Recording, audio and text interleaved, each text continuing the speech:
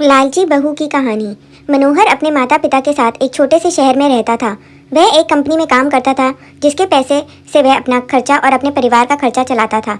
कुछ साल बाद मनोहर की शादी हो जाती है। उसकी पत्नी का नाम रिया था। रिया एक बहुत ही लालची औरत थी।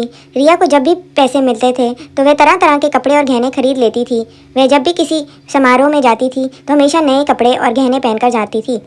जब उसके पास नए कपड़े और नए गहने नहीं रहते थे तब वह अपने पति मनोहर से जिद करके खरीदती थी।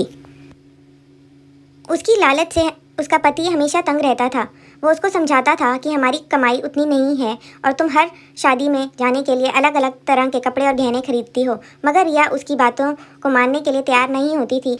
एक दिन जब रिया किसी समारोह में गई थी तब उसकी एक सहेली मनीषा उसके घर आई। मनीषा ने रिया की सास से उसके बारे में पूछा। रिया की सास ने मनीषा की सारी कहानी सुना दी। मनीषा ने अब रिया को सबक सिखाने के लिए एक योजना बनाई। वह रिया के घर से सारा राशन लेकर चली गई और राशन के डब्बे में अपने गहने और नए कपड़े भर दिए। जब रिया समारोह से वापस आई तब वह किचन के डब्बों में गहने देखकर बहुत खुश हुई। शाम होते ही जब रिया खाना बनाने गई तब उसे राशन नहीं मिला। तब उसने अपनी सास से पूछा, सारा राशन कहाँ गया?